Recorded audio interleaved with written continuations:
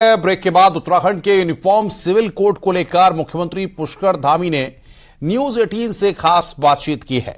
CM Dhami ने कहा कि उत्तराखंड के लिए कानून बेहद अहम है। पूरे देश में यूनिफॉर्म सिविल कोड को लेकर बहस तेज हो गई है। केंद्र सरकार ने विभिन्न लोगों से अब इस संबंध में राय लेना शुरू कर दिया है, लेकिन उत्तराखंड सरकार इस दिशा में यूनिफॉर्म सिविल कोड की दिशा में काफी आगे बढ़ चुकी है। क्या कुछ तैयारियां हैं? हमारे साथ मौजूद हैं प्रदेश के मुख्यमंत्री पुष्कर सिंह धामी। सर, जो यूनिफॉर्म सिविल कोड के ड्राफ्ट बनाने की जो आपकी तैयारी चल रही थी, अभी तक क्या कुछ अपडेट इस दिशा में?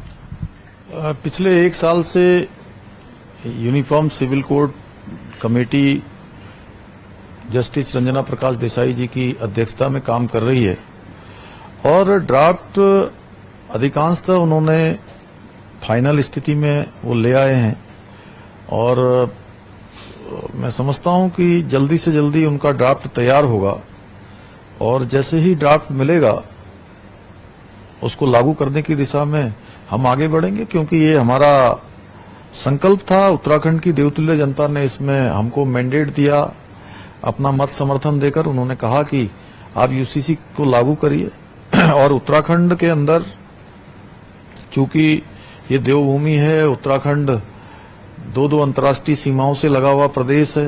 प्रत्येक परिवार से सेना में, अर्धसैनिक बलों में उत्तराखंड के प्रत्येक परिवार से कोई न कोई अपनी सेवाएं देता है और भारत के संविधान की धारा 44 के अंतर्गत भी इसका उल्लेख है कि यूसीसी लागू होना चाहिए, देश में लागू होना चाहिए, प्रदेश में लागू होना चाहिए। उसी के अनुरूप यूसीसी कमेटी अपना ड्राफ्ट बना रही है। उसने अनेक स्थानों पर जाकर लोगों से उनकी राय भी ली है, लोगों से उनके विचार जाने हैं, अनेक संगठनों से, अलग अलग संप्रदाय के लोगों से बात की है और लॉ कमीशन भी उस पर काम कर रहा है और उन सब के मत आ जाएंगे तो ड्राफ्ट आएगा। जो एक्सपर्ट कमेटी है आपको ड्राफ्ट सौंपती है, जैसे कि पहले भी आप लोग कहते रहे हैं कि जून तक ड्राफ्ट सौंप देगी।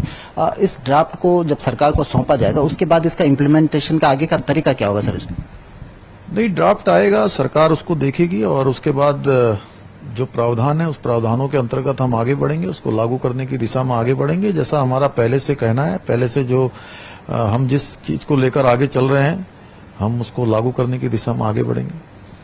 क्या लगता है इससे सबसे बड़ा लाभ क्या होने वाला है?